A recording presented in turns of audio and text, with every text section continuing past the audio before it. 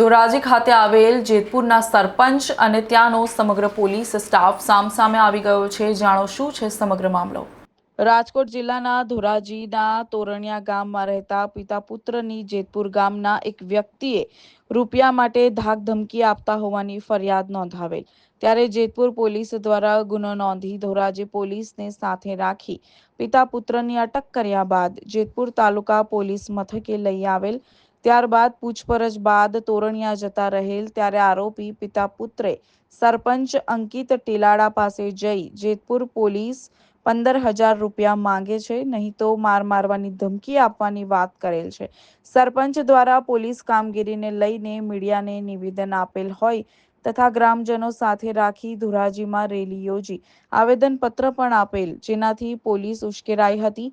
જેતપુરમાં ધોરાજી પોલીસના માણસો નાગરિક વેશમાં આવી કોઈપણ જાતના યુનિફોર્મ વગર અને નંબર પ્લેટ વગરની પ્રાઇવેટ ગાડીમાં આવી આરોપી પિતા પુત્રની અટક કરી હતી। ગામના સરપંચ અંકિત ટીલાડા દ્વારા વિડીયો શૂટિંગ કરી મીડિયાને જાણ કરાતા પોલીસ સરપંચ ઉપર ગુસ્સે ભરાયેલ અને આરોપી પિતા પુત્રની અટક કરતા ગ્રામજનોએ હોબાળો મચાવી જીપની આડે સૂઈ ગયેલ અને ગામમાં વાતાવરણ તંગ બની ગયું હતું।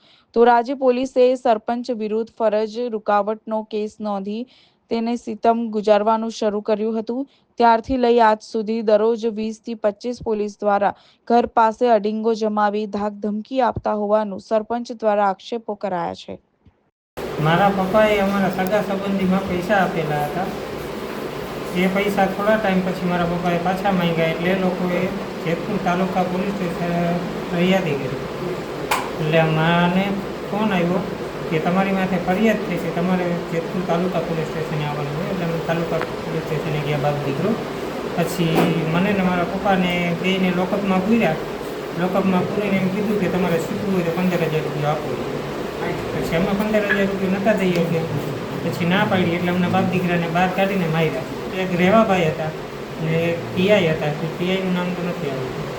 એ બાપ દીકરાને ઢોર માર્યો। ત્યારબાદ અમને ધમકી મારી કે આ વાતની કોઈને જાણ કરતા નહીં, બાકી આના કરતાં પણ વધારે કાયદો તમારે।